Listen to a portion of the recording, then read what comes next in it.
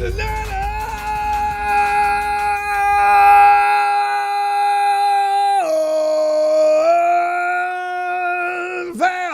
Here we go. Red&Gold GM, the annual Red&Gold GM 2025. We are underway. The season's underway. Just like that. See, this is what happens when you don't have a long run in the playoffs. It seems like we've been out forever, right?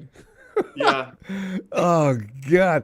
Hey, this year, though, added the preseason free agent recruitment phase of the season, which pretty much already is rolling. As I mentioned, the elaborate process involves several steps before pursuing personnel to a roster. If you know what you're doing, you got to know what you're doing. You can't just go throwing people on a team, right?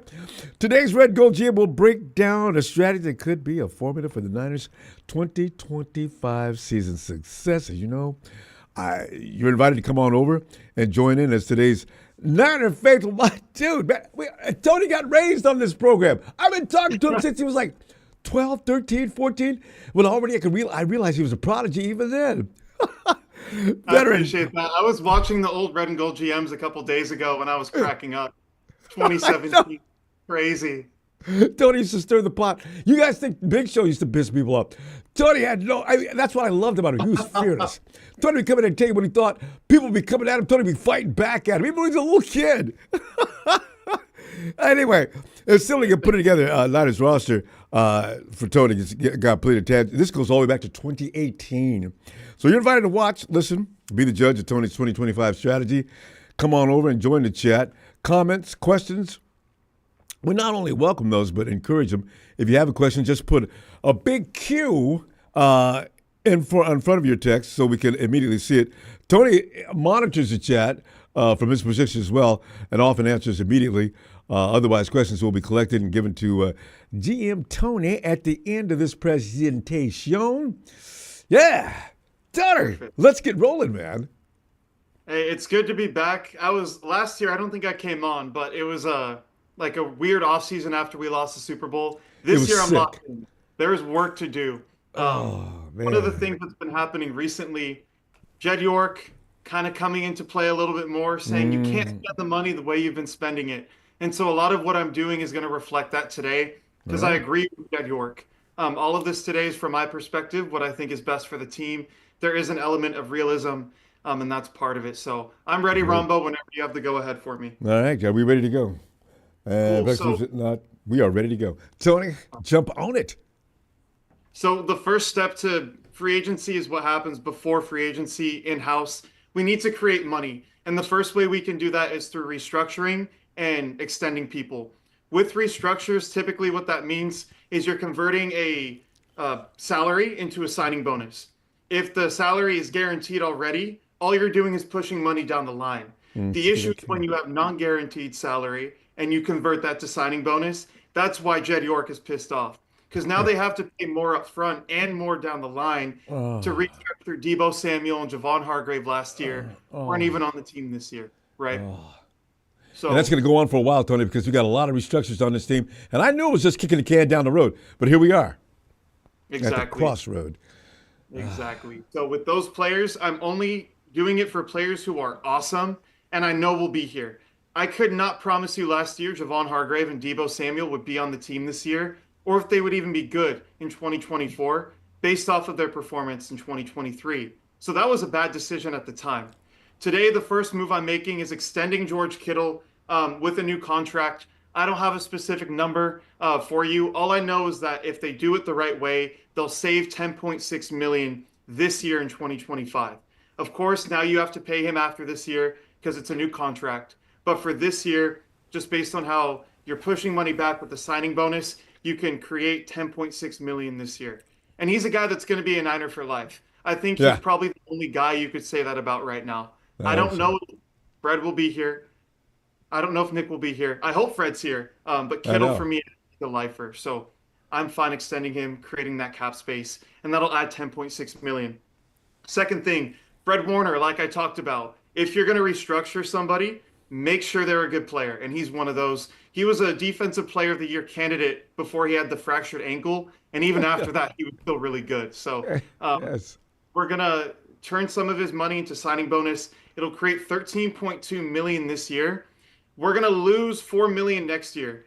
But I think to save that money this year is very important because it's a pivot year. We're cutting a lot of guys, which we'll talk about in a minute, and you just need money to play around with to get young ascending talent in free agency. Absolutely. Um, so yeah. And then the third thing here, I want to talk about Brock Purdy. I'm not doing anything with him. I know a lot of people are going to be upset with that. I know you might even disagree, Rombo. I haven't asked you about this. Mhm. From my perspective right now with Brock Purdy, 2024 was not good. We can talk about the O line. It was average. It wasn't a disaster. Of course, it's not what you want your franchise quarterback to have, but I don't want to sit here and act like he was getting pummeled all game. He was holding on to the ball. I felt like mentally he was not where he used to be. And I think some of that is the shoulder. He can come out and say, I'm fully healed. He can say it doesn't affect me. When you have an injury like that, that you've rehabbed for almost a year, and on film, it's looking like you're double clutching and you're holding back. To me, that's a big red flag because I don't Mhm. want to commit $50+ million to that type of quarterback. He did not play that way this year. There were Mhm. many games, like the Rams game toward the end of the year, which I went to. He just looked slow. He was missing checkdowns. He was forcing balls down the field, Mhm. and he was underthrowing everything.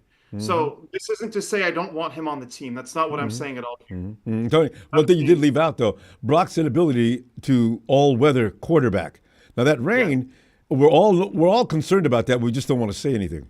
But go ahead. it is a big deal. Now, luckily, he's not living in the Midwest or the Northeast, right? But Tony, that's He's where he living came where from. He he came from Iowa, and I don't understand what is with that, Brock. It was the weather's not nice in Iowa. Oh, I don't get that. But go ahead. exactly. So, like, I wish it was better. His hands are just a little bit small, and that's the case with him. But I'm not saying you don't extend him ever. The way I want to play this out is let him play 2025. If he has an amazing year, you extend him, even if it's at 60 million. I'm willing to take that chance that we might have to pay him more next year because of all the uncertainties right now. I don't know how his shoulder really is. I don't know if he's mentally recovered from it because on in 2024 it didn't feel that way. And if you need to, you can franchise tag him. I hate the tag, but you technically could next year. So they're not necessarily in a rush to extend him. I don't think he's the type of guy to hold out and then not play in the season. I I think agree. he'll play. I don't know that for sure, but that's just a hunch I have. So for now, we're just going to leave his contract be and not do anything with it. Really, that's and I. You know what, Tony? I don't disagree with that because everything you said is actually factual. But here's the thing: I don't think Brock Purdy's the type of guy. He doesn't have diva in him, and so I don't think he's gonna say, "Well, if you guys are gonna take that attitude, I'll just go ahead and let you see what you can do without me." He's not that. So you're probably right. He's gonna understand, and he's gonna say, "All right, I'm gonna show you that I'm worthy of whatever you want to give me." He's such a humble guy. Yeah. I would trust that you're right. I think he'll play. I think he will. He's like the quarterback you want representing your team at the podium. So I love him. It worries me with that big of a commitment. We're going to talk about a quarterback later where I don't think the gap is huge in the right environment for this guy. And so that's why I like the 30, $35 million quarterback, Sam Darnold. I think Purdy's better than him, but not by much. And that's a lot of money. That 15 to 20 million could be two or three starters for you. So with that said, that's all of the extension and restructure talk I have.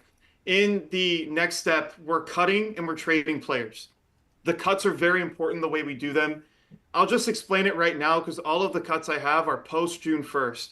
You can designate a player to be cut after June 1st, so they'll technically be on the roster until June 1st. And then after that, they're not on your books anymore. But in the Hmm. meantime, teams can still talk to them and sign them. What this does is you split the dead money for each of the years remaining on the contract. So let's say we had to pay him 10 million in dead money this year and zero in dead money next year. Hmm. Because it's a 2-year deal, it would be five for the first year that you're paying and five for the next year. So you'd be saving that 5 million in dead cap this year. And Of it's course, we're every pushing million it down counts. the road. Yep. What's up? And every million counts. Yeah, because one guy here, that another guy here, another guy here, starts to add up to big bucks. It's difficult. We're just going to be in cap hell the next few years with the Yeah. dead cap that we have. But Yeah. because the cap is going to explode with the new Amazon deal and the broadcasting deals, I think next year you'll be able to eat that way more easily. So I'm a fan of post June 1st cuts this year. We have Javon Hargrave. That would save 2.2 million, and that's already basically confirmed going to happen. Kyle Yep. Juszczyk would be my next guy. I like Juice. I think if you're saving 4.6 million to cut a fullback who's on the field 30% of the time, there are many other Yeah. players. And I go back to the Rams a few years ago. They had a guy named Ben Skoranek. I don't know if you've heard of him. I He's do a wide remember him. receiver. Yeah. He's tall, he's imposing, and they were using him like a fullback in special packages to where you don't need a fullback all the time. If you need to supplement a tight end for heavier sets, you can do that. But with Hmm. Jawan Jennings, I think you have the guy who can be physical and run dudes over and kind of act as that flex player. So I don't know if you necessarily need a fullback. If they want to, I don't think the cost for keeping him justifies keeping him on the roster. So I would look to get a rookie if they really want a fullback. Um, and that's sad because he's been here since 2017, but that's Oh, just how business. and Tony's been in the Pro Bowl every year. It's sort of an embarrassing thing, but we're doing it for business reasons only. Because if Kyle could keep Juice, I think he retires as a 49er. But like you're saying, this is the game of football. You're only as good as your last season. We're not good. Last season sucked. Juice, Exactly. we'll have a party. We'll love you. Best of luck with you in the future. Exactly. So I like him. If he wants to come back with a much cheaper deal, he can. I'm sure another team will sign him for more than we're willing to pay, but it was nice knowing him while he was here. The next guy, Yetur Gross Matos, another guy where their offseason was a disaster last year. I hated their offseason. Even looking back, it's even worse. You sign an old Leonard Floyd, you sign an old Malik Collins, you restructure Debo and Hargrave, and then you sign Yetur Gross Matos, who I don't think him alone was a bad signing. I think the risk reward, he was a great player when he's on the field, but he can never Yeah. stay on the He field. can't stand the And field. Same exactly. feeling. I said, God, So he's like good. I'm not gonna risk that 7.8 million on him when I can get to other players. You know what I mean? Yeah, yeah. Hopefully there's So good because he reminded me of the guy. Remember the guy he went to Kansas City. He had a very how do you pronounce that name? Omenihu. Omenihu. He was like a bigger version of Omenihu. He's long, strong, and fast. But like you say, he's only going to be there 5, 6 games at the most per season. I would guess. God, Yes. that So hurts. it sucks, but we have to do it for 7.8 million. That's a lot of money. And you'll see the cap hits down here. Our Yeah. second free agent that I have here is going to be a 7 million cap hit this year. So that money counts. The fourth person, Jake Brendel, he's going to get cut. I hate that guy. He sucks. He's below average. Nobody likes him for a reason. I'm sure he's a great guy, but when it comes to playing football, we have to move on. It's been a disaster. Yeah, he's too light in the Nothing's pants. That's it, Tony. He's just too small. yeah. I don't know, or he didn't stay in the weight room long enough. But Jacobs pushed around too easily, too easily. That's why Brock had people sitting in his face at least a quarter of the time. He's God, such a liability because of the weight, like you talked about, but his movement wasn't even great this year either. He's getting older. So you're yeah. getting a movement center for your zone run offense who's not even that good at that anymore. And he's horrible in pass protection and Oh, he's setting the wrong blocks consistently. So for me, like, I don't care what they have to do, bring in a rookie center. It can't get worse than him. And you can save 2.3 million this year. With the way his contract is, you'd also save 1.5 million next year. Those savings that we get this year technically would come from 2026. We're just kind of splitting it with the post 6-1 cut. Malik Collins got cut today, so I don't have that on here, but that's something that happened, and we adjusted the cap space for that. it just And then happened a the little while last ago. move, Yeah, yeah, he got traded, or not traded, he got cut. he The got guy I released. want, They wanted to trade him, and then they yeah, couldn't trade him. And Tony, here's the thing: the 49ers telegraphed themselves anyway. Why do they do that? If we can't trade him, we're gonna release him. Duh. Why do I? If I'm a GM, well, I'll wait. You know, that's what happened. mhm. God, he'll be signed this afternoon later on, probably somewhere in the middle of the night. But go Their ahead. like hope with that is that they can get a 2026 seventh round pick before they cut him. That's really all they can do, and that's what we did for him this year. Like for Yeah. Malik Collins to get him, we traded a late seventh. So yeah, the next thing, the last for my cuts and trades, we are trading Leonard Floyd. If you cut him, you could save $7.9 million, almost $8 million by cutting him. But for me, there's a team called the Tampa Bay Buccaneers who are desperately in need of an edge rusher. And honestly, I think Leonard Floyd is a better stand-up rusher than hand in the dirt anyway. And that's the kind of scheme they employ in Tampa Bay. And so I think he's a perfect fit for what they want to do. The trade I have here is for a fifth round pick, pick number 158. And from there, you're saving less money this year, but you're still going to get that money back next year, and you're able to get a pick for it. So with all the guys we've done, the extensions and the cuts, I think it's completely fine with where it is. So that I kind like of that. rounds out that part, the cuts Yeah, and trade. yeah, makes sense. It makes sense. Perfect. Let me close the store really quickly. I'll be right back. Okay. Yeah, it's always there's a little bloodshed every year during these transactions. You look up and down the roster, and this year that's what's funny. There's a lot of people that are leaving. We're not going to care because during the season they were meh. So you just don't. Okay, we can probably equal that really easily. Malik wasn't bad, but he wasn't really special. Nick likes him though. Nick wanted every last one of those guys back. Gross Matos, Malik. Nick was raving about him. Now his brother's sitting in the front office with the 49ers, and he said, hey, sorry, guys. My bro's coming on over here. Hey, Tony, you back? Yeah, I'm back. I'm back. All right, go ahead. No, that's good. I mean, Malik Collins was a horrible run defender and an average pass rusher this past year. I think some of it was Nick Sorensen not giving him opportunities to use his lateral movement. Like he's just rushing straight ahead. There weren't stunts. There weren't creative ways to get pressure with four. But at the same time, he's old and declining. So aside from that, let's get on to the third step of this process before free agency, and that's decisions on the Niners free agents. There's literally one guy we're bringing back, technically two that I'll talk about. There would be Jalen Moore in this, but I heard a report yesterday that teams are going to look at him as a starting tackle. And for the swing tackle contract I had for him, it makes no sense. So I'm not going to act like I signed him for that price. So I removed him. The first move I'm making with the Niners free agents is Jordan Mason, and I'm not re-signing him. This is a very intricate process here, so bear with me. He is a exclusive rights free agent. Or no, sorry, he's a restricted free agent, meaning any offer that another team puts on the table for him, the Niners have to match that. Yeah. You're familiar with that, right? It's been a yeah. And I've been concerned about that the whole time, and apparently you have too. Go ahead. To where I don't want to pay him 3, 5, 6 million to be a backup running back when we have Isaac Arenda, who's awesome, and this draft is incredible for rookie running backs. For me, I'm doing this. If you put a tender on him, a first or second round tender, he's on your team. No team can sign him, but no one's paying a first or second round pick if you want to trade him. So what they'll do, it's called a right of first refusal tender, where it's like I said, a team can make an offer and the Niners have a week to match it. What they can do in that week time is they can shop him to other teams. So let's say the Raiders, in this example, they want Jordan Mason, right? The Vikings could put out an offer sheet for Mason, but I can say, no, I'm going to shop him around to other teams. And when I find a fit, I'll match the offer and immediately trade him to that new team. And so that's how this works. We're trading him even though he's a free agent. It's like a loophole type of thing. But in that deal, we get Michael Mayer, tight end from the Raiders, and I think he's a really, really good number 2, even a starter. Is that possible? You think I like him? You think the Raiders would be willing to make that kind of? Because who do they have at running back right now? They have Zamir White. They are in desperate need of a running back, and so I can see Pete Carroll. Jordan Mason is perfect for the type of style he likes. Oh, Carroll would like Mason.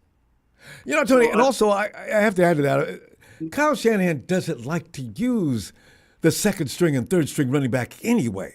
So if McCaffrey's healthy, we're actually doing Mace an injustice by keeping him because he's not going to get any work. Maybe a game here and there, but as a guy that we need to bring in real quickly, if McCaffrey goes down, and at this point in his career, that is a big possibility. So it is a running risk, but like you're saying, there's all kinds of running backs to pick from in the 2025 draft. So yeah, continue. Yeah, and I didn't feel like the gap between Garendo and Mason was really there. I really like Garendo, and he's going to keep improving. So that's where I'm at with Jordan Mason. Michael Mayer, from the reports I saw, probably going to go for a day 3 pick. Jordan Mason, if we were to trade him, probably for a day 3 pick. So I think 1-for-1 would make sense for both teams, just player for player swap. Because Jordan Mason was technically not on the books, we're bringing in a new contract, so that would add $2.5 million to the cap hit. But Michael Mayer has 2 years left on his deal. Excellent tight end too, nasty run blocker. And I think with him too, you might even want to use him at fullback at times. If you get rid of Juszczyk, he's got enough size. He's big, he's nasty. So I love him.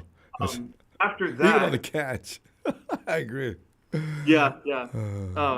So yeah, after that, technically in this it says we're gonna let everyone else walk. I just got news an hour ago that Jamie Sherwood re-signed with the Jets, and that was one of my free agent signings. He's awesome. So I'm gonna take his contract and apply it to Dre Greenlaw because I think it would be a fair contract. I'm worried about the injury, but at the same time, Dre is the heart and soul of the defense. And if you're not getting a guy like Sherwood who's the same thing, I think there's going to be issues. And we saw it last year. The team just wasn't pumped up. When Oh you yeah. have Devon Campbell, an old veteran who just doesn't care about anything, as Mm. opposed to a guy like this. So that contract for Yeah. Sherwood. Devondre's out anyway. Yes, exactly. And so Tony, with one that, thing with Dre yeah, Greenlaw, the question here is he still mentally with the 49ers?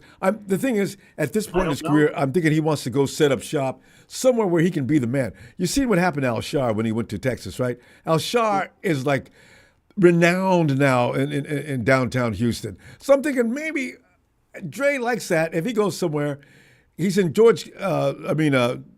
he's in Fred's shadow at the moment, right? So if he leaves and goes to another franchise, he could be the Fred Warner of their team as well. He's got that kind of experience. He knows what he's doing. He's learned from Yeah. Fred. He's learned from Salah. He's learned from D'Amico. He's ready. I wish we could keep him now. Yeah. Damn it. So, like the way I look at that, money talks. And so Yeah. if you give him enough money and you guarantee enough for him in the long term with his injury history, I think he would stay. I know the allure of being a green dot Mike linebacker, making the Yeah. call, being the leader of the defense. I get that. He loves being here. And I know he's mentioned that. He His does. wife on social media has mentioned that. So money talks. And so the contract I had for Sherwood, which I'll show later, would be 3 years, 31.5 million. So an average of 5 million per year. Obviously, you'd want to kind of front load that to Yeah, I was protect about to them, say front loaded. Yeah. but you can do that. So Yeah. that's basically it.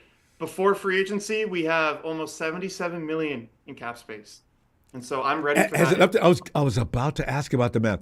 Are we up that high now? About 77?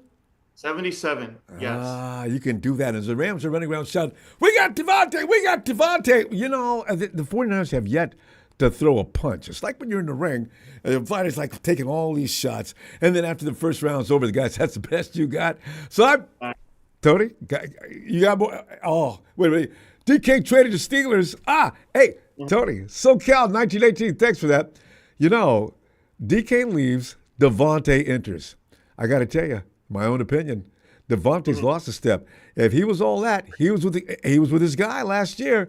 Him and Aaron didn't do much. I'm not afraid of Devontae coming. I was thinking though the 49ers made in order to defensive pickup, go ahead and get Devontae before he goes to the Cardinals, Yes. to the Hawks, and then he goes to the Rams. I knew he was coming over here, but I didn't know where. Mhm. So He's where he is right now, he's a great number two. And you saw last year with Garrett Wilson, like when they're doubling Garrett Wilson, you don't want to leave Devontae on an island because he can still torch you. And they yeah, have Puka Nacua. So it's going to have to be a tough, nasty, physical defense. And that's what we're going to build here in free agency. So I'm not concerned in the slightest all about what's going right, to happen. all right, all right. So Was it? let's hop into free agency then. Are you ready for that? I am so ready. All right, perfect. So there are two big contracts, and the rest are mid-tier contracts. The first guy I want to talk about is Milton Williams, D tackle for the Eagles, formerly of the Eagles. I love this guy. Oh, I I know do people too. say, "Oh, Javon Georgia Hargrave product. got a big contract. He came from Philly, coming off a Super Bowl appearance. How come he's not another one of those?" We're paying him 4 years, 85 million. Cap hit would be 9 million this year. Here's the thing with him. Hargrave was old. He was at his peak, literally at his peak and coming down, and that's when we signed him. And at the same time, for older guys, you worry about the injuries. The other thing I point to Milton Williams, 25 years old. Eagles fans, players, coaches, they rave about his character, his work ethic. His motor is at the top of the league. He Yep. just doesn't stop. One of the things for me that's very important when you're projecting if a player can get better, how many snaps are they taking every year? He had 500 last year, meaning he's only getting 30 per game. So people are going to say, well, the motor, you could say the motor's so good because he's not on the field a lot. He could play 6, 7 plays in a row and he's still feeling great. I don't have an issue about the motor. The issue is he's not experienced in the way that you'd want to be, which is actually a good thing because it means he can get better. And so I can see in 2 years when a guy like him is getting paid 30 million per year, this is a steal of a contract and he's still getting better. He's about to enter his prime, and that's what I'm betting on. This whole offseason for me is getting young players who we can get good deals on. The same way the Eagles did it with Zach Bond and Saquon Barkley, the same way we can do it with these guys. So Ah, I Milton agree. Williams, Howie Roseman is my hero, Tony. I mean, I worship Howie every year. I'm watching him during free agency. I'm watching him for the draft. I'm like, Jesus Christ, this guy's brilliant. Makes all the right moves. He creeps into the crevices and cracks and pulls people out that nobody else got to. This Milton is like, oh my God! I was watching him tearing up Mahomes after you put him down. I said, let me go look at Milton again. I said, oh, this guy's terrible, nasty, disgusting. I mean, oh my God, yeah, get him. So yeah, I agree. he's real. And like when I look back at the season, I'm saying, okay, Jalen Carter, Nolan Smith, Josh Sweat. Like, is this dude just getting free one-on-ones? Ronbo, he's getting double teamed. I know. I Just saw like it. Jalen Carter. He's a It's man. not like Jalen Carter's getting 9 out of 10. Like teams shifted their focus to him, and he'd He's a still monster. win. Exactly. So this is not Javon Hargrave. It's Javon Hargrave plus and younger and ascending for basically the same contract we signed him to in terms of a per year average a few years ago. So I'm all in on Milton Williams. I don't know if they're going to sign him, just given like I know. He's Howie.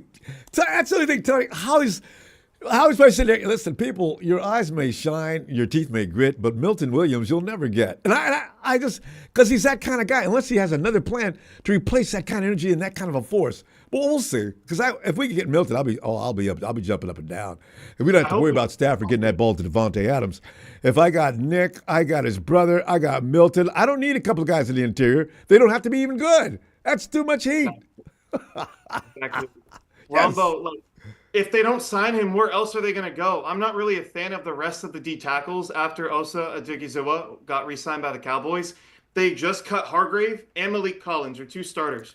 And now you're looking at Jordan Elliott, Evan Anderson, and one other guy I'm forgetting about. Like, that's not good. This guy can change your defensive line. He's an average run defender, but a top 5 interior pass rusher, and he's worth the money. So Oh, hell yeah. that's all I have for him. Number 2, Drew Dahlman. We cut Jake Brendel. And let me just be very clear with Dahlman. I think people are expecting him to be like the greatest center of all time. His pass pro is about average. Maybe it's a little bit above average, and we're going to have to live with that. For a 4-year, $64 million contract, you'll see people complaining about that for the money we're paying him. When it comes to his movement skills, he is the best outside zone moving center in football, in my opinion. Not just his ability to move in space.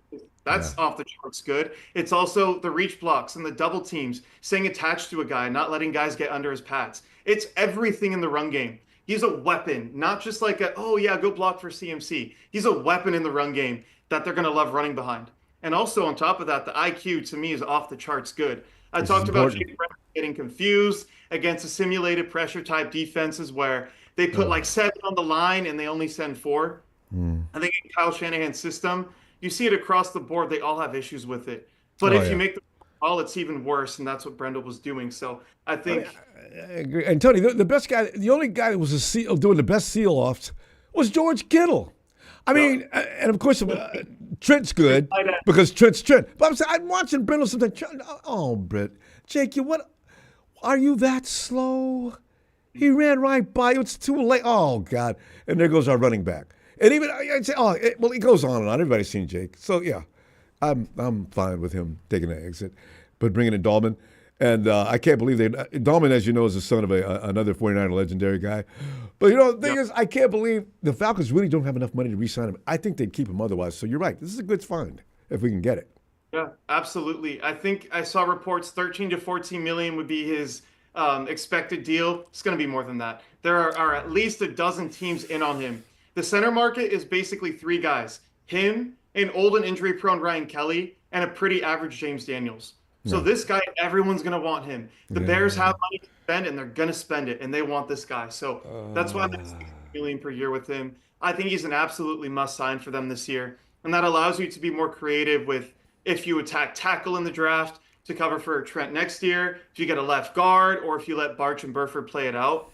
Having your center makes everybody else better, and that's why I think he's a big deal. So aside from him, this guy I'm probably the most excited to talk about, and that's Paulson Adebo. This is a guy, Rombo, when we were on the draft in 2021, I wanted this guy. And then after the draft is over that day, I look at John Lynch and he's saying, we couldn't get him, but we love Paul Tebow. I This know. dude is a kamikaze missile. I'll just be straight up It's with that. mean. He is I know. mean, nasty, physical. In the run game, he'll make tackles, he'll blow dudes up. Think about Demo, but this dude is a lot bigger than him. Yeah. 4 inches taller, and he has more weight. So, like, just from that alone, I love the player. But the press man coverage is real. This is a top 15 press man corner in football. And the reason why we can get him for 2 years, 22 million is for two reasons. One, the injury history. He had a bad injury this past year, and I'm sure some teams are going to be worried about it. And that's also why he's only getting a 2-year deal and not a 3 or 4 year like I'd like to. The other reason why is because I honestly think that defense was fine with Dennis Allen. I don't think he had the coaching that would get you to see all the nice things on film. And the scheme he's running is different. Dennis Allen is a 4-3, but it's not exactly the cover 3, Seattle 3 type of defense that we run. So he's going to be asked to do mainly two things: get up in their face and be physical in press coverage, and then play cover 3, bail, and then look at everything in front of you and just react. Boom, you're dropping back, you see the ball thrown, fly at them. And he's perfect for that. So for me, 22 million is a steal. I'd rather get that than DJ Reed, who's going to be 29 years old, already hit his prime and is going to start declining, for 18 to 20 million. This is a no-brainer for me. He allows you to beat the whole the whole offense up at the line of scrimmage. You have Renardo Green, Diamador Lenore, and now this guy. They are never going to get off the ball, ever. They are so press man, and to me, that's why you get this guy. You need a And see, Strauss like. and I like that idea because I think Salah's going to want to play man a little more often. Salah used to be a guy locked into zone as well, but you got to play man nowadays. The guys who can cut up the zone, they're starting to multiply. Tony, there's a lot of guys that are out there doing that quarterback wise. You can't do it to Josh Allen. You can't really do it to Stafford. There's too many quarterbacks out there that love. You guys gonna play zone? Good. And they tear you apart. So yeah, I agree. Man coverage, like, it's much easier to say, oh yeah, this guy beat his man, I'll throw it to him. But if your dudes are better than their dudes, they have no chance. And we've seen that in the Super Bowl. When you have L'Jarius Sneed, Charvarius Ward, Joshua Williams, like those guys, Trent McDuffie, beating you up and you can't get off the ball. That's what I envision here for a Debo. Well, you mentioned Debo. Ask Debo Samuel about man coverage. Debo is terrible. I mean, he can be. We lost that Super Bowl due to the fact that Debo is a non-factor. They removed him from the equation. And I'm sitting there thinking, BA can't even be found. And George Kittle's the only guy we got out there that's getting anything done. JJ's not getting the ball often enough. It was so. Oh, let me not relive that Super Bowl. Yeah. Go ahead, Tony. Oh, God, Yeah, it's I'm just glad Debo's gone. traumatized. For him, he got to a place where he wants to be. I'm so happy he's off the team finally. So yeah, the fourth player here, Jamie Sherwood, just got signed. So I'm taking this contract for Dre Greenlaw. I saw today there's a guy named Derek Barnes that the Lions just re-signed. He's 3 years, $25.5 million. Some teams and some execs think Dre Greenlaw will get a similar amount. I think $10.5 million per year is more than enough for him. I don't think teams are going to pay much more, especially over the deal. Yeah, I think teams will see him as a risk. Tony, we may be surprised by the fact that if Dre goes a number of places and asks for too much money, they're going to look at his history, because you have to if you're going to be a responsible GM. You look at his history, and you figure if you pay too much, you're going to eat a lot of money between now and next year. So even we would be doing that actually, but you love Dre so much, and you just want to run that risk, roll those dice. If Dre's name's on it, him and Fred Warner are Batman and Robin. I gotta keep him. Yep. So yeah. He's like, I think a team would overpay. I don't see them paying much more than this, and I want to keep him. But again, there's the allure of being the green dot Mike linebacker. So we'll have to see how it goes. That would be my pick because Jamie Sherwood is gone. Watch out for Miami. Because, anybody that knows the team, watch out for Miami. I thought Miami was going to pick up Debo. But the Dolphins, also D'Amico is standing by, waiting for Dre to call him. It's just disgusting. But go ahead. Okay, cool. So I agree with you. It is disgusting. Before I move on, the edge position here is difficult because we just cut Leonard Floyd. We cut Yeturgos Matos.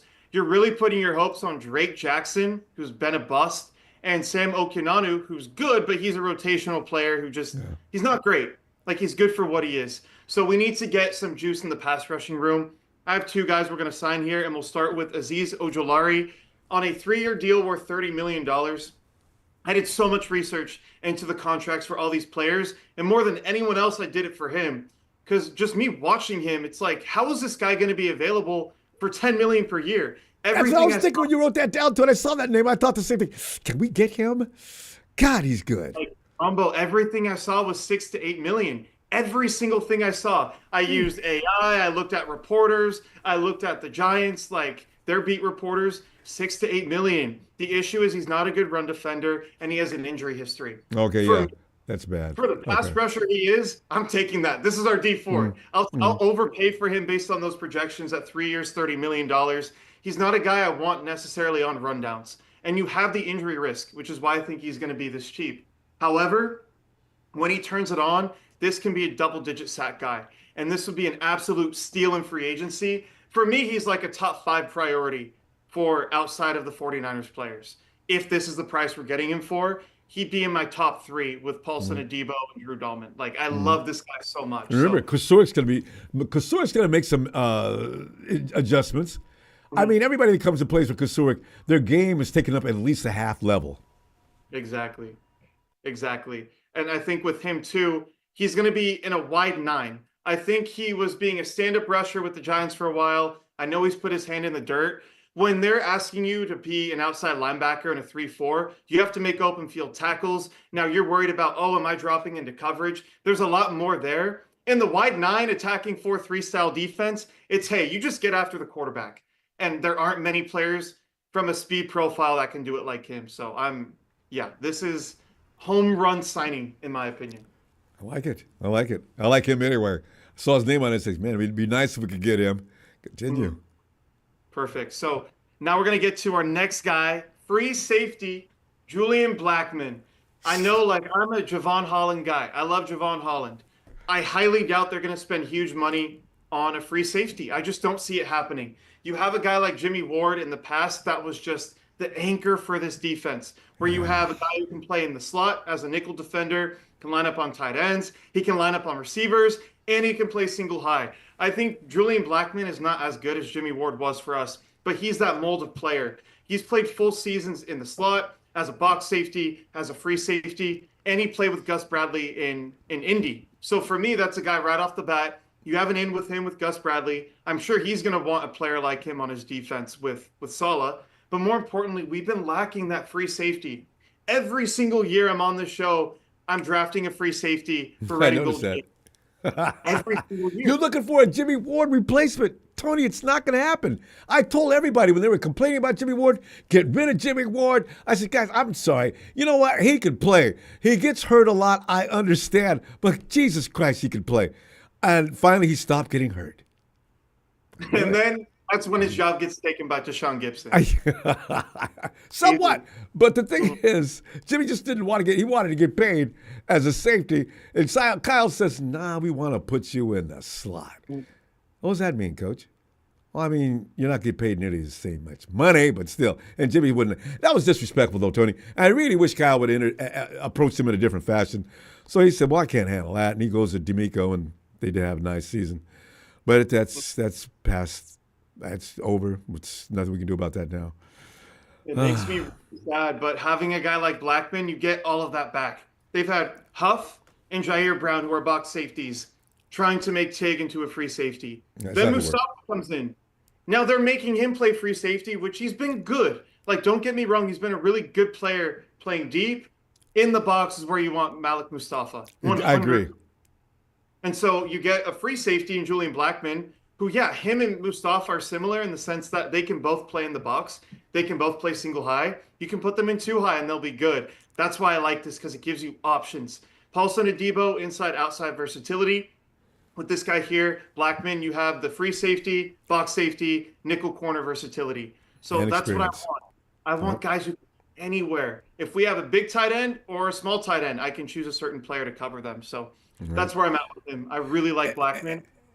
And Tony, and Blackmon, he's Mustafa, the versatility, there's a lot of diversity in his game. Mustafa hits as hard as our linebackers, and that quickness. You ever watch those plays? You'll see everything moving, the motion. All of a sudden, you'll see what looks like a missile has been fired into a bunker. That's Mustafa. I said, I love damn. him. Oh You my see God, he can Brown explode. talk about him too on his podcast. Oh. He's like, that number 6, man. Like, so other players feel it for sure. So yeah, so put him with Blackman. though. I like that. Any kind of assassin type players we got like that, it's always nothing but a plus. So I agree. Exactly. I love that. Cool. So with him, those are my main signings. That's filling out your starters. This 7 to 11 section, these are more rotational guys, not players you're going to have on the field every play, but they have their purpose. So the first guy, Joey Bosa, I expect this to happen. I hope it's not for a ridiculous amount of money. What I have here is $5 million. It's just fully guaranteed $5 million, and then he can earn up to 5 more in incentives to get him up to $10 million total. So on the books, it'll look like $5 million, but come next year when we're counting the numbers and they have to do their accounting things, it might be higher than this. But Joey Bosa is a guy for me. What I like about him is the run defense is still awesome. Yeah. You can put him on the edge. He's not going to have to be in a 3-4 that they've been doing in what's it called? LA with the Chargers, where you had Brandon Staley before and now Jim Harbaugh. They both have him as a stand-up rusher where he's old. Like, he's not this twitchy guy who can make open field tackles and be that way. I don't think, like, mentally he's very advanced, but when it comes to his body, I think that's part of the injuries. So now you get him on this line, back to the 4-3, his bread and butter. I think you can play him on first and second down pretty consistently. He'll be great against the run. And then if you need him to rotate with Azeez Ojulari on passing downs, it's not like he's a great pass rusher, but he's fine. He's better than what we have right now. So he's got quickness. And Tony, who's going to wear 97? 97 is going to be Nick Bosa. Joey's going to have to find a new number. It's Nick's house, exactly. But I love the idea. And also, I like I'm putting the Bosa boys together on the same field. They've been competitive all the way from the combine. Joey said things like during the combine, what was my time on that? Okay, that's what I was shooting for. I just want to beat my brother.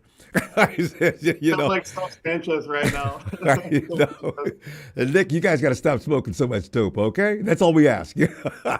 Exactly. He's like low brain speed, but he's a really smart guy. So. He is. I love him. I think it'll bring out more from Nick, who we're paying all this money to. So I think Joey is a good signing for multiple reasons at the right price. If they're paying him $15 million per year, I'm out. But with a contract, they're not going to do it. They're not even going to offer that. I hope not. So let's go into number 8. I know everyone's saying Ayuk was going to get traded, blah blah blah. He's not going to get traded. So for the price they're going to get offered for him, I don't think they accept a 3rd-round pick. I don't.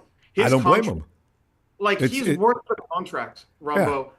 But he's injured right now, too. So it's 2 things that teams are going to have to pay for.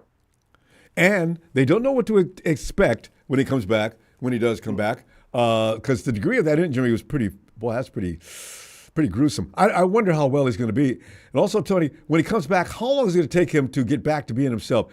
Like we talked about with injuries, sometimes with like Brock Purdy in the shoulder, guys just tore his knee up like that. Can he just get over that and get back to being himself? It takes a while. Mentally, it's just you're scarred. So we'll see. But I wouldn't give up anything, too.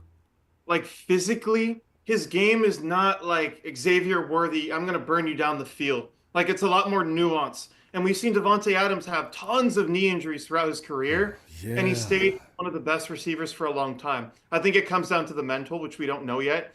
Knowing Brandon Ayuk, he's been locked in since he came in, 100% effort every play. Like, I think in his role, he'll be fine. But given that, he probably won't be back for the first half of the year. Depending on rehab, it might not be the whole year. Yeah. I'm not willing to spend tons of money on a split end X receiver because I don't know what Ayuk's future is. And I also don't want to cripple this team down the line because you've already invested in Juwan Jennings and Ricky Pearsall on top of Ayuk. So our solution for that, Nick Westbrook-Akine, he is a prototypical field stretching X split end receiver. He's not a burner, but I think a few times this year, he had 9 touchdowns. Whether it was zone coverage, most of the time it was a zone bust, but he's smart. I don't think he has like the nuanced route running that Ayuk has. if you just need an X receiver, he can be that for you. 2 years, 13 million. You're not giving him a lot of money, but you're protecting yourself this year. So you can keep Jawan in the slot where he does best, and Yeah. Ricky can be the move guy. And so that's how I view this. I don't want to spend money on an Amari Cooper or Chris Godwin, who isn't even that good as an X anyway, for a player where we're going to get Ayuk back soon. So that's Yeah. where my mind was here. And I tell you what, Tony, just my hunch, I have a feeling about Ricky Pearsall. Mhm. Yeah. Is he? I see possibly next year if Pearsall comes and lights it up, and he didn't have a really off season last year. He comes and lights it up this year. You might be saying goodbye to BA next season. We'll see. I hope not, but because here's the thing: if you trade him, there's an option bonus next year, so it could help your cap. But Yeah. Ayuk, before the injury, to me was a top 8 receiver in the Oh, league. I agree. Don't care about it because the quarterback can't get him the ball consistently down the field, and on top of that, he's not getting these crazy targets like a Puka Nakua getting 15 targets a game. Mhm. So that's where I am. Nick Westbrook-Akine, for what he is, he's a role player, and we need that role filled in the meantime. Ricky and Jawan can still be our main guys at receiver, but he fills a lineup need with Ayuk out. At 9, in my free Tony, agent Tony, sign- before we move on, Yeah. question. How about Cowing? Is he going to, do you see anything in him? Did you appreciate the 49ers picking him up? Do you see any potential? Why does Kyle just designate him as a return guy, a guy I put in only if I have to? I don't think he's just 5'8", where he's really small. I don't think he's physically able to hold up in the run game. You look at Tank Dell in Houston. Blocking. He was willing to put in the effort, and Cowing puts in the effort, but he got hurt blocking for somebody and tore up his knee. For a guy that small, you can't trust him in that role. The other thing with him, there are too many slot receivers on this team. He's not big enough or strong enough to win on the outside consistently. And so you're going to have to take Ricky off the field or Jawan off the field to get him on. So I wish he was on a different team because I think he'd be way better, but Oh, and we did that. Who was that? Remember the return man we had a few years ago? That small guy. Cal never used him for anything more than returns, and I imagine that's what he had in mind for Cowing. He had that one night when he and Taylor were the only guys. We played against Green Bay. Who was the guy playing opposite during the pandemic season that had a great night? And everybody said, "Why does it?" What? Was it Richie Grant? Richie? Yeah, Richie. Is that his last name? I don't think it is. Richie something. Richie Grant is the same. You know what I'm talking about. Yeah, Richie was awesome that night playing against Green Bay. But Kyle had no choice but to put him in. And every time we see Kyle put somebody in the game that he doesn't really want to, but he has to, the guy lights it up. I mean, so I'm wondering about Cowing. Is he that guy? But like you're saying, he may be too light. And why did they draft him in the first place? If Kyle does that again, I'm going to lose it because he's done that a couple of times now. You get these scat guys, and then they come in and they can't take a hit. Kyle wants you to block. His policy is if you're not going to block, you're not going to play. Well, Kyle, if you're going to apply policy to him, then don't draft him. You know what I think it is, Rombo? Like for all of the time they've been here, day 3, Lynch always says is my day. And so if he's the highest player on their board, he should be for a reason. He's really good. They just don't have a role for him. But I don't think drafting him was the issue. I think the issue now is Kyle's brought in so many other guys and then extended them. You don't have a role for him. There's a question here. EMA Beats basically saying Ayuk won't be back till week 6 to 8. We need immediate contributors. And that's what Nick Westbrook-Akine is. I don't know if that was clear, but he's the immediate guy right now that fills that X receiver void. He's not going to be Brandon Ayuk, but he fills a void that will allow the other guys to get involved. There it is. Oh, manipulating bodies, keeping everybody happy. That locker room always smiling. Even though I'm not getting any minutes, I love being a 49er. I always wonder if that's going to last all the time, especially with the normally DNA of a receiver. It's diva. They can't handle it. So go ahead, Tony. I just want to get that to you. Let's see what you thought. Okay, perfect. Number 9, Mac Jones. This was a guy I honestly felt in the whole draft process he was unfairly criticized because of where people were projecting him. Yeah. The hate just became so strong about him. It was nasty. In his rookie year in New England, not many weapons, an okay O-line, all he had was Josh McDaniels in a dream, and he was the runner-up for Offensive Rookie of the Year. He was great. A lot of layered throws, a lot of great processing. One of the things that stood out to me in the draft, Rombo, he could see the whole field. Yeah. I don't know what his coaching has been like or what they're telling him to do, because in the NFL, you don't see it as often with him. At Alabama, he could go from quick out on the right, see him on the right side. Those aren't open. Okay. Based on that, I know what the coverage is. I'm going to attack my deep out on the left side, throw a laser. Like, he doesn't have a crazy arm, but it's adequate. And he was able to make plays like that purely off of his processing. That's a lot of what Brock does. Mac is not mobile like Brock, and I think Brock is a better quarterback. When we're talking about his circumstances, having Matt Patricia, he had no confidence in him the second he walked in that building, and that ruins a guy. On top of having a bad culture in New England at the end of Belichick's days. True. Then after that, they've scarred you, and you're happy just to go to Jacksonville. Like in the pressers, he was so stoked to be in Jacksonville. He's a backup with more bad coaching and never got an opportunity. And so for me, his system was always going to be the West Coast offense. When you go to an RPO team like the Jaguars, I don't think that's a skill set. I think the timing and the rhythm is a real thing for him. And that's why with Shanahan, I think he could be a starting level quarterback, the same way Jimmy Garoppolo was, and the same way Brock Purdy is right now. I think Brock is better. I want to make that very clear. But when you need a good backup, if Brock's arm is hurting him, he's injured, this is a guy that will win you games. And he's been thrown to the wayside for whatever reason. And I think if he has confidence instilled in him, he can be a really awesome backup and a low-level starter type of quarterback. So you're talking about trading for him then? Sorry? Is Mac? Is he a free agent? Did they release him? No, he's a free agent. So he it's is. rookie contracts. Oh. Tony, and Kyle liked him when he was picking up Trey. He said he was torn between Mac Jones and Trey Lance.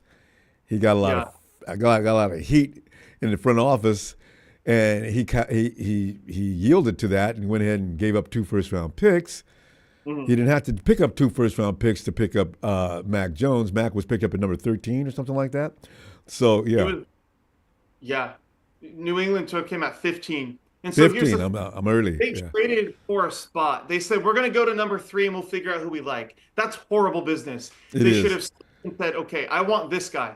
If I really want Trey Lance on draft night, I'll trade up to 3. But to make that decision so soon was bad. But that's for another time. Mac Jones for perfect backup quarterback. And if things go wrong, it could be like a Sam Darnold situation where now he's going to be a starter. I think he has that in him. So, number 10, this is my second favorite signing of this whole thing after Paulson and Debo, although Milton Williams and Dahlman are close thirds.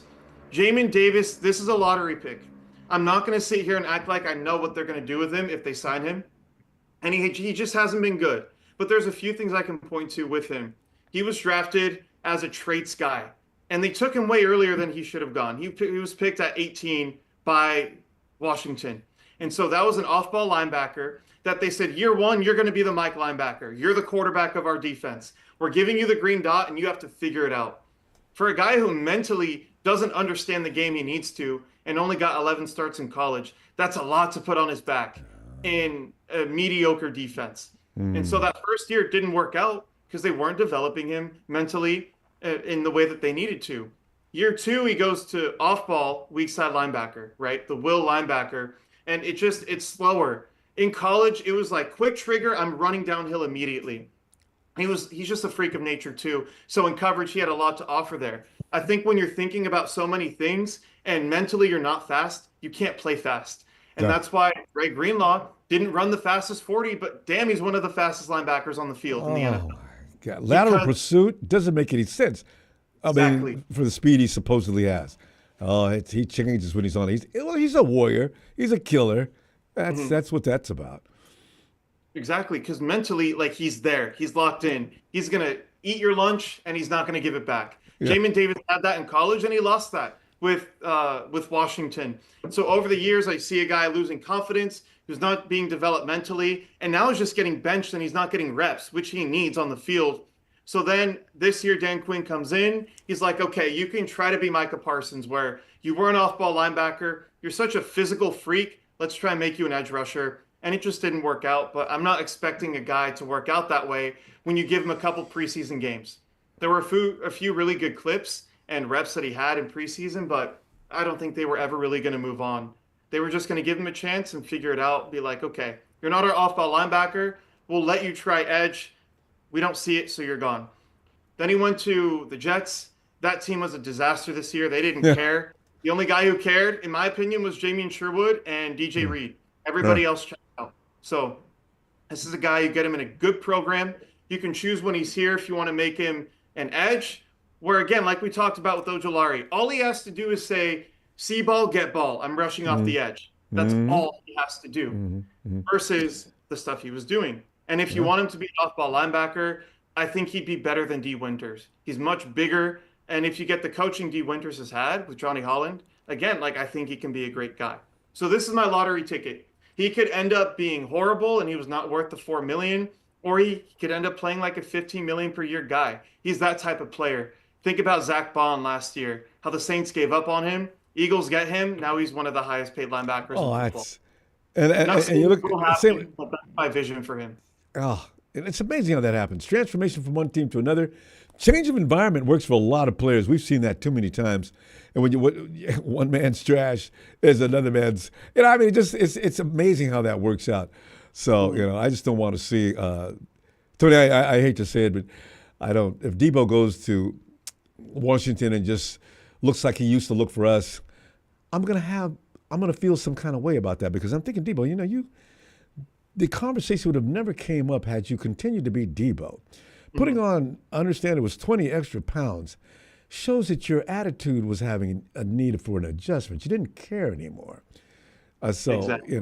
We got to get hungry players. And when you pull somebody from another team, now they're looking to reassert themselves as a force in the league and gain some respect. So I like that idea. Definitely. I think with Debo, you'll probably see him play to that way this year, just because Jaden Daniels makes life easier for everyone. So I'm not excited to watch him play, but but you're gonna watch. I mean, every one of us is gonna check in on Washington. I mean, just to see, because Debo was part of what we do. He was a 49er. I had him right up there with George for a longest time. George, Debo, Fred. That's my boys. And then, of course, the romance is over after a while, and we lose one. But we got solid guys in Fred and George, so we're okay there. Oh, Tony. Now, here's Tony Renghini. Are you're not done yet, though, are you? I have one more guy, but I see a question here. Are you looking at the Mac Jones, Zach Wilson question? No, well, if you want to hit it, go ahead. No, I'm not looking at it. I'm looking at another one. One of the big things for me, mentally developing a quarterback in year 5 is much more difficult than bringing him in year 1 and developing him mentally. And so Zach Wilson, he was my quarterback 1 in 2021. I thought the traits were generational. His arm is that good. Just easy flick of the wrist, any arm angle, like everything you see with Stafford and Mahomes and Allen, Zach Wilson could do. The two issues we had were he was arrogant and he wasn't like Brock, incredibly humble. Badly. And on top of that, too, you have the mental aspect that's still being developed. And you're sent to Robert Saleh, who I love Robert Saleh. He did not give them the right infrastructure as a rookie to succeed. And then 2022, okay, now we get Breece Hall, we get Garrett Wilson. So it looks better. But then, it's still not good because the guy, he's arrogant. He thinks he's better than he is. When we get to year 3, when Aaron Rodgers comes over, I think there was a mental shift there. And so I'd like to see him play now. My issue, Mac Jones mentally is on a much different level. And for this offense, for a backup quarterback, I don't want you being a Josh Dobbs where you can make some incredible plays, but you're going to lose the game for us too. Like you're just a walking turnover. I feel like Zach Wilson was that at times with the fumbles and the interceptions. So I would personally rather take Mac, but I'd love either one. If they don't get one of those two guys, I'd be upset with whoever their other choice would be. Well, there was conversation about Zach last year, and I heard that, and I laughed, which was a knee-jerk reaction on my part. I don't know if Zach put into another program would excel, but I did know, like you're saying, his arrogance. Zach, you're throwing balls into such windows are so tight, the ball doesn't even have enough perimeter to go through that hole. Of course you got picked. What the hell was that? And I said, you didn't learn any more than that coming out of school. So I had an issue with Zach. And like you're saying, Zach's walking around talking trash. He got benched. What was that remark he made that one season? Did he throw his teammates under the bus or something strange? Anyway, it pissed Salah all the way off.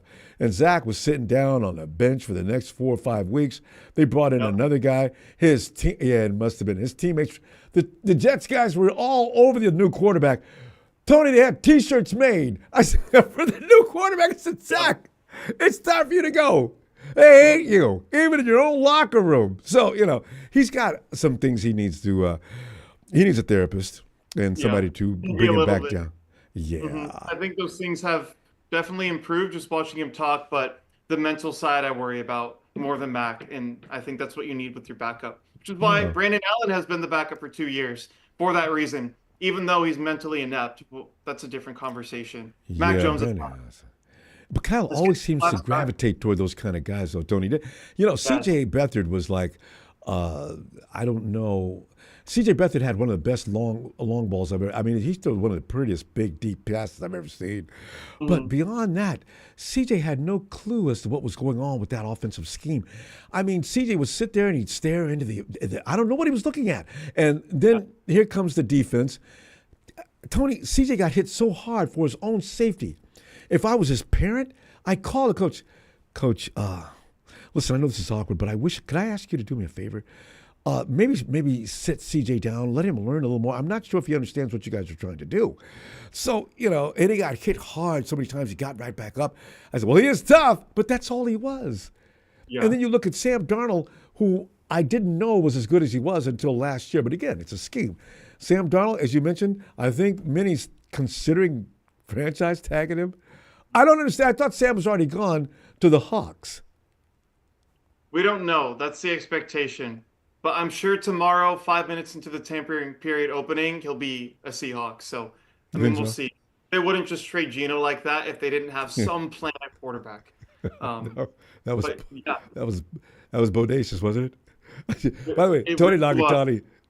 I'm sorry, say again? No, it really was bodacious. I'm with you. Tony Renghini says, first of all, I like all these moves. However, don't teams only get 2 post-June 1st designations? Is that a rule? I didn't know about that one. I thought it was 4. Let me double check right now. If that's the case, we can move a few things, but even then, we have more than enough cap space. Let's see. Because right, okay, so I'm wrong there. Thank you for catching that. In that case, I don't think you need to do June 1st cuts on your Turgos Matos, just because the dead money is better this year. It's not like tons better than it would be. And then Kyle Juszczyk as well. I would just reserve him and just say, we're going to cut you this year, cut our losses, and we'll collect the rest next year. Yeah. So, it doesn't really make a difference. By the end of this, we have $24 million in cap. 10 to 15 of that will go to the draft class, depending on how many picks they have. So they'll have more than enough room to sign with that. Really quick, the last guy, Leki Fotu, he's just a run stuffer. An average run stuffer, but you need a guy like him with his archetype on the roster. Yes. Best at the nose. He's a $2 million player. Like, I'm not expecting him to be a specialist. Like, oh yeah, first down, you're going to get in the backfield. But to have a guy like him on the roster who has that ability for cheap is very important. One thing I'll mention, everybody except for Joey Bosa is 24, 25, or 26 years old. There might be a 27-year-old in there, but everyone is young, and that's the vision with this free agency. And Leki Fotu is one of those as well. Mm-hmm. And you have enough veterans to help teach those guys how to be pros, especially if you pick up Joey and you have Nick. Those guys could be like, oh, my God, it's support beams for building that roster from the kids on up into being real pros. So it could be wild. And the 49ers are no telling what they're going to do in the draft. Tony, if right now, and I know you're already going to get that draft ready, we're going to get that from you later, but listen, the 49ers, Jed York went as much as put that out there so we can stop thinking about an offensive lineman in the first round. Jed York says we're not paying any money for offensive players.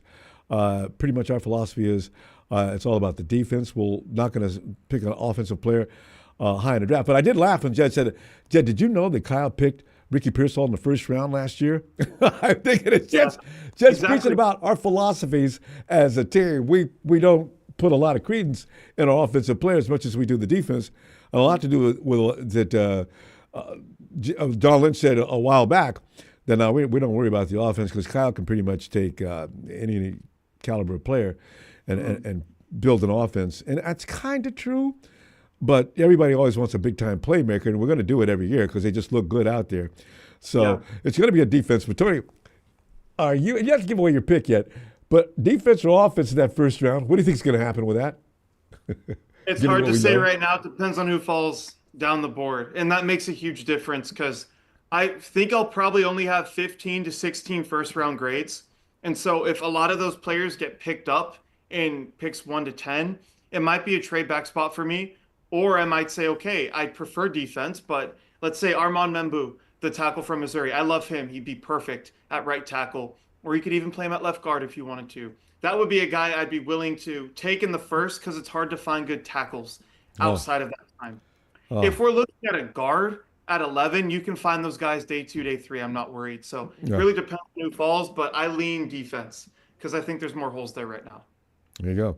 Because I said, everybody – in the draft, you want a solid quarterback. You want a grizzly edge. Nowadays, we're watching what's going on, the evolution of the NFL. Remember when the game went from run game to passing game? And now the passing defense is catching up. Patrick Mahomes, Tony, I've never seen Patrick Mahomes under siege. And maybe, granted, his offensive line wasn't as adequate as it should have been, but Mahomes used to be able, even if you had a great defensive pass rush, Mahomes would be able to slip around, find a hole, he'd find a receiver, and that ball's out before you even get there. The Eagles, I thought they were going to have to call the police. They damn near killed him. And I see that all around the league now. Look what happened to Darnold when the Eagles came after him. Look what happened to Stafford when Eagles came after him, although Stafford didn't make a good playback. But nowadays, defensive edge rushers are really taking over the game. So pretty soon, that's why you look at kicking back. Now you look at Saquon Barkley. Just an epic year. I mean, and he got paid for it. So one adjustment takes a while. It takes a while for the other part of the field to catch up. And when they do, look out. Oh, my God. It was a pleasure to see, though. Mahomes were brought down several notches. Oh, I love that. I mean, he hasn't played well in a Super Bowl if you think about it. Like 2019, he didn't play that well. He had 2 picks, 0 interceptions by the time the fourth quarter rolled around. Then against us again, he didn't play that well. He just got lucky that Dre Greenlaw got hurt and our second linebacker couldn't cover Travis Kelce. He made a few good plays, but he was not good for most of the game. The Eagles in 2022, he was fine. He wasn't amazing. And you had the turf issue, so the pass rush can't get after you. This year, you saw how bad he was. Pass Tony, what are you rush saying? Are we saying that Patrick Mahomes may be slightly overrated? Yeah. No, yes, he is. He is. And I feel that. Is he a top 5 quarterback? Yeah, he is. Is he the greatest we've ever seen? No. Tom Brady wins that Super Bowl against Philly. I really feel that way. Because with that type of pass rush, he struggled against it, but he was still able to make quick reads and get the ball out and score points. That's Brady. I have a few questions here I wanted to get to, if that's fine with you, Ronbo. Go right ahead. The first thing, they were saying we can't draft a tight end 2. I think they were asking about that. I have Michael Mayer traded here in this simulation, so he would be our tight end 2 for the time being. And then after I got asked, what do you think about signing Evan Ingram? I think that would be a horrible decision for a few reasons. The big slot tight end, he can't play in line at all. It's below average liability level blocking. So you can't put him on the line. He basically has to play like a receiver. And so if you're playing him like a receiver, you're forcing guys like Jawan and Ricky Pearsall out of the slot. It just makes no sense for them to do that. And now Kittle's going to have to block more with Evan Ingram because he can't play in line at all. I'm not trying to sign a big receiver like that when I can just get a guy for $4 or $5 million in free agency, or I can just use Jawan Jennings already, who's basically that guy. That's how I feel. So I would not sign Evan Ingram. I'd be upset. I'd go as far as to say that if they did sign him. Yeah, great hands. I've always considered Evan Ingram pretty much just a big wide receiver. Oh, and let me. Tommy Huxley says, Seachoke's got better addition by subtraction. DK Metcalf is out of the division. I love it. Mhm. Go ahead, Tony. Yeah. Oh, we got two more questions coming up here. All First right. one, should the Niners sign Kenny Nwangwu? If it's a minimum contract, I'm fine with that. You need to fill up camp bodies anyway. I'm not super high on him as it is, but as a third or fourth player, he should be fine. I don't think you have to break the bank for him. And then the second question, if Mark Andrews gets cut by Baltimore, will they go from his tight end two? I don't think they would. Like as your tight end two, you're also thinking about the future. George Kittle is, I think, 30 or 31 right now. Like he's Yeah, an older 31st birthday this year. Yeah, 31st this year. it's So coming up. if Yeah. I'm getting a tight end two, not only does he schematically need to fit what I want to do, there's also thoughts in my head about, okay, Kittle, he could get hurt at any time. He's an older player. I don't Yeah. know how long he'll be here for. I want a guy waiting in the cuts just to make sure, like, hey, if Kittle isn't here, he can take over. Andrews is old, declining, a fine blocker. You really want him as a receiver, and he's not been good at that. So I'd pass on him. And I think the price, because of his name and the experience, would just be too high as well. Yeah. So, And the thing is, we've been looking for a tight end for years. Tony, who do you like in the draft? It's just a preview of what you're probably going to do, because I know you're going to pick up a tight end. This particular draft, you know how they always rave every year if there's a particular class that's kind of rich in talents, they'll mention it. They spotlighted the defensive ends, and the yeah. tight ends were mentioned as well. Do you see one that you like? And what do you like about him? So tight ends, I'm not all the way through them yet. I'm still working this month to get Okay. everything down in terms of watching. There's just a few guys I'll mention. If you need a pure blocking tight end, Jackson Haas, he's really good. I think he's being projected 6th round, 7th round right now. I think it'll be more like 4th or 5th round because the blocking is that good. He offers next to nothing as a receiver, but Charlie Warner played a good role in the offense for a long time. Now that he's gone, we're seeing the run game come down a little bit. But Right. people don't look at those small things. Warner was that guy. I think Haas can be great. If you're looking for like a traditional inline tight end who can do everything, block and catch, Mason Taylor and Gunnar Helm, I think, will be available somewhere in the 75 to 125 range. Love both of them. And then if you want more of a receiving type, which I don't want for the Niners for the reasons I gave for Engram, I really like Colston Loveland and Elijah Arroyo. I think after all of that, you look at Tyler Warren, and I know everybody loves him. I'm a little bit lower than most people are. I still think he's going to get a 1st-round grade. I don't think you take him at 11. If you're able to trade back to 17 or 18, maybe you consider it, but that wouldn't be a realistic option for me. So those would be the guys. Pass rush. Well, Tony, are Yeah, you looking to shift? A lot of teams don't use their tight end the way the 49ers do or the Chiefs do. There's a few premier tight ends around the league that are really good. I mean, they got great hands. But actually, the blocking tight end, the guy who does all the grunt work and on occasion takes in a pass, would you rather see the 49ers do that than what they're doing with George Kittle then? Because George Kittle, you're not going to find another George Kittle. That's a generational talent that's really, oh my God. Travis Kelce, he doesn't even block. Yes, no, and he's washed up too. He's not good as a receiver anymore the way he used to be. Like he can still play, but he's not what he used to be. For me, I like having that blocking type player because it helps the run game. But more importantly, when you're running the play action, Kittle, you can use him more in the actual routes. It's not like he's blocking a ton. I think people overblow that with Kittle. He blocks not to like 50% of the plays like some people are like they think it happens that way. No. I'd rather have that flexibility where Kittle either blocks or goes on a route and have it the opposite way where he basically has to block because my other guy can only run routes and he's not an inline guy.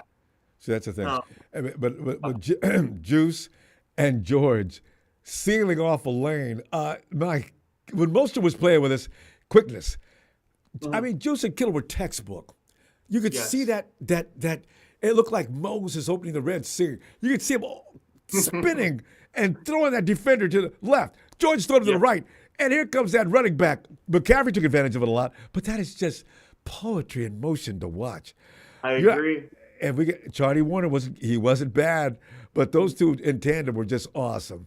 So yeah, it's going to be hard to find that kind of combination again. Not impossible, but we'll see. Yeah. So Question here from Michael.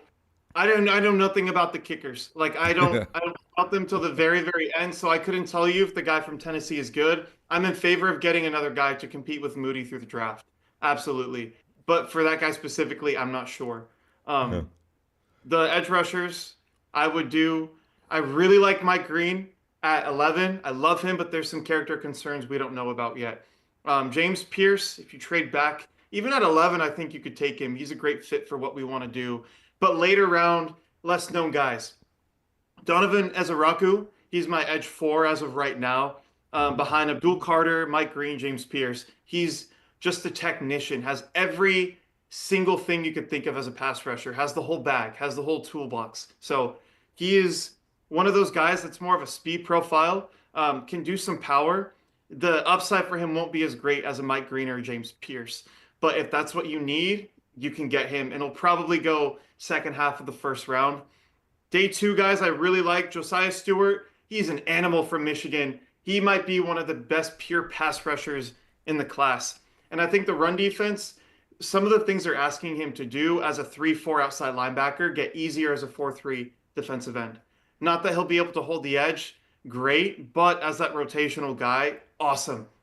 And you talk about Braden Swinson out of LSU. He's been a riser recently, another speed profile guy, super underrated. And I think maybe his ceiling isn't amazing, but like we talked about, I think there's a higher floor there, and there's a real need for that with the Niners, where you just need good players. So those are some names I can give you right now.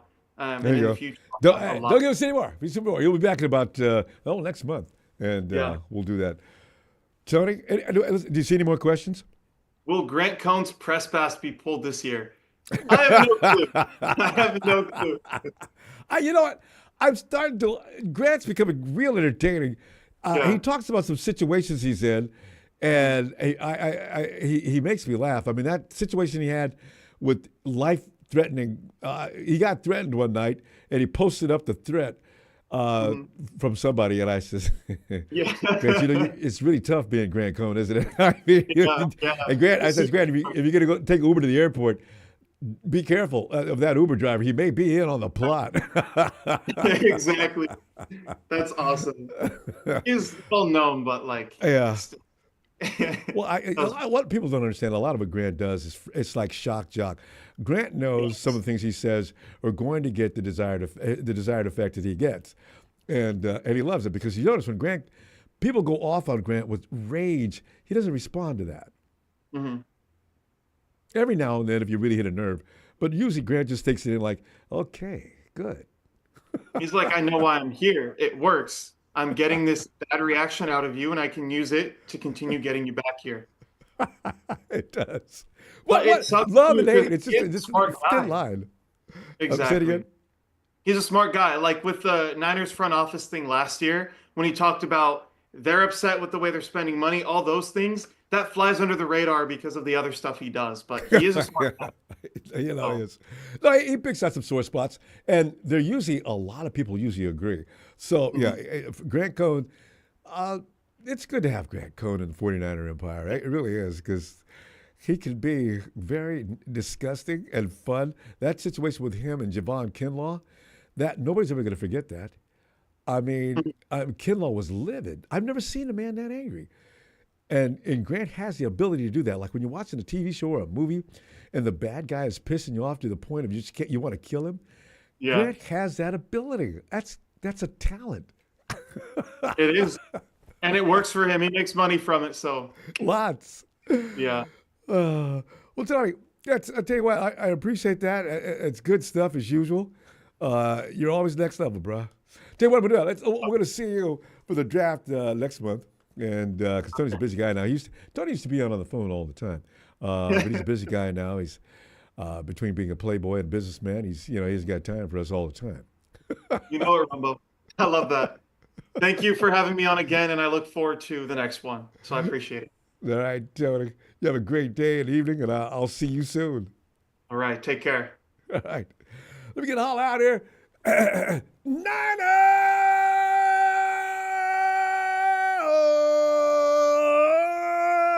Fam, I'm getting ready to set up. We'll let you talk. I want to know what your feeling is as far as the free agency goes as well. All right, it's got to be a little brief, but still.